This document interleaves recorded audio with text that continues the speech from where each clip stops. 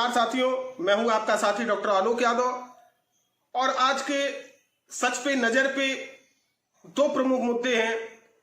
एक तो महामारी और आपत्तियों संकटों से जूझता हमारे राष्ट्र की दशा, दूसरा प्राइवेट सेक्टर की वर्तमान स्थिति क्या है और उसमें काम करने वाले लोगों की दशा और दिशा क्या होती चली जा रही है। साथियों, ये सर्वविदित है कि इस वक्त हमारा राष्ट्र बहुत सारे मोर्चों संकटों के पे एक साथ लड़ रहा है और मुझे विश्वास है कि हमारा राष्ट्र अपराजय की स्थिति में रहकर सामने आएगा। हम देखें, एक और नेपाल हमें आंख दिखाने का दुस्साहस कर रहा है, दूसरी तरफ चीन हमारी सीमा पर अतिक्रमण करने का प्रयास कर रहा है।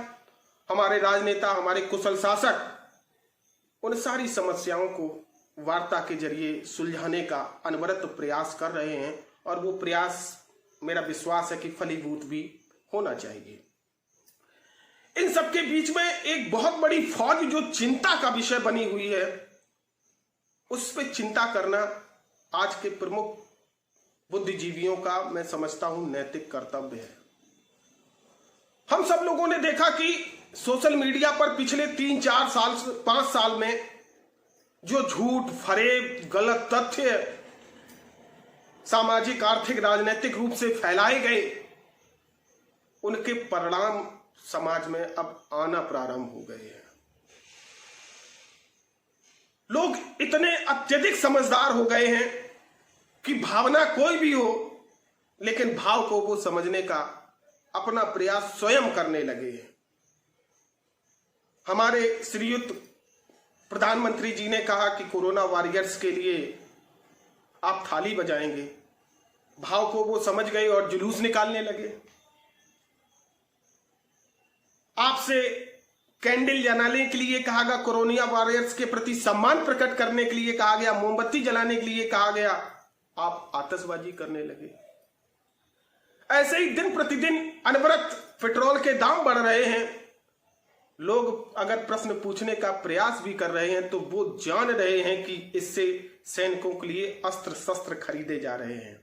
हालांकि ऐसी कोई आधिकारिक घोषणा सरकार के द्वारा नहीं की गई है, लेकिन उनको जानकारी है। ये संकट की बात नहीं है। संकट की बात ये उत्पन्न हो गई है समाज में कि जो एक व्यापारी है या एक अशिक्षित व्यक्ति भी है, अगर वो मोबाइल चला रहा है तो उसके मस्तिष्क में डॉक्टर लोहिया, रमा मित्रा, जवाहरलाल नेहरू, सुभाष चंद्र बोस, भगत सिंह या वर्तमान की राजनीति का परिदृश्य क्या है, इन सब के बारे में उसको बहुत गलत तथ्यों से मस्तिष्क में जानकारी भर दी गई है। अब वो गलत तथ्य कहीं ना कहीं समाज के लिए एक संकट पैदा करने लगे हैं। संविधान की संरचना उनके हिसाब से क्या होनी चाहिए, आप उनसे पूछ सकते हैं। एक ऐसे भीड़ की फौज तैयार कर दी गई है जिसने कभी किसी विषय पे एक पुस्तक नहीं पढ़ी है, लेकिन वो ये मान के चलता है कि उससे ज्यादा बुद्धिजीवी इस संसार में अब कोई नहीं है, वो सर्व ज्ञाता हो चुका है। ये संकट की बात है और वो समाज हमेशा नीचे चला जाता है जहां पर एक बुद्धिजीवी, एक अध्येता, एक शोधार्थी और एक शिक्षक जो सत्य की संरचना आपको बताए, उस पे भी आप प्रश्न चिन्ह खड़ा कर दें और अपने आप को उस विशेषज्ञ से ज्यादा ज्ञाता आप अगर घोषित करने लगे तो फिर समाज की व्यूह रचना क्या होगी, ये आप कल्पना कर सकते हैं। आप ऐसे लोगों की फौज आपको हजारों हजार आपके आसपास मिल जाएगी जो दरअसल जानते किसी भी चीज को नहीं है, लेकिन झूठ के प्रचार प्रसार में वो हर चीज के मायने अपने मस्तिष्क में बना चुके हैं।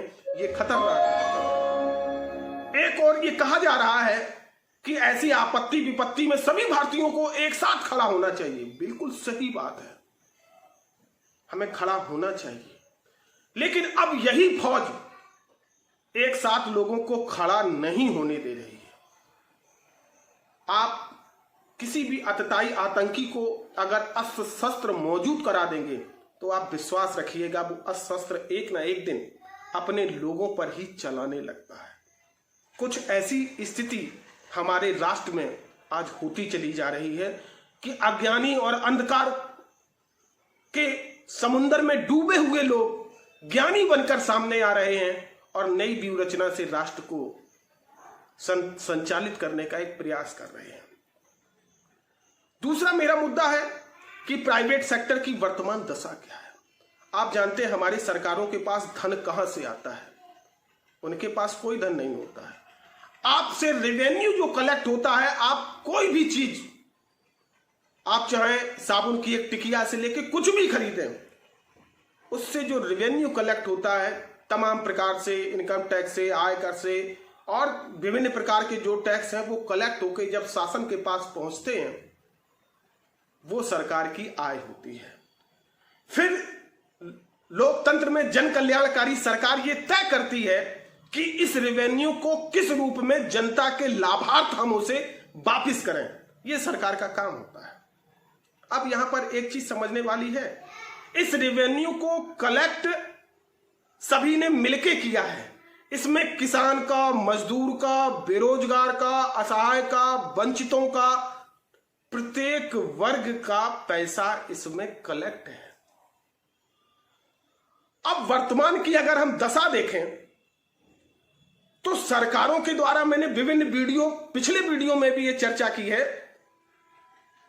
कि उस पैसे से शासन द्वारा पोषित व्यक्तियों को मोटी मोटी सैलरियां दी जा रही हैं, या असहाय वंचित हैं उनके लिए सरकार विभिन्न योजनाएं ला रही है। लेकिन प्राइवेट सेक्टरों में कार्यरत जो मध्य वर्ग है उससे सरकार पल्ला झाड़ रही है। यह एक प्रश्न चिन्ह लोकतंत्र में सरकारों के प्रति हो जाता है कि उस रेवेन्यू के कलेक्शन में क्या सिर्फ जिन्हें आप लाभ दे रहे हैं क्या उनका ही योगदान है।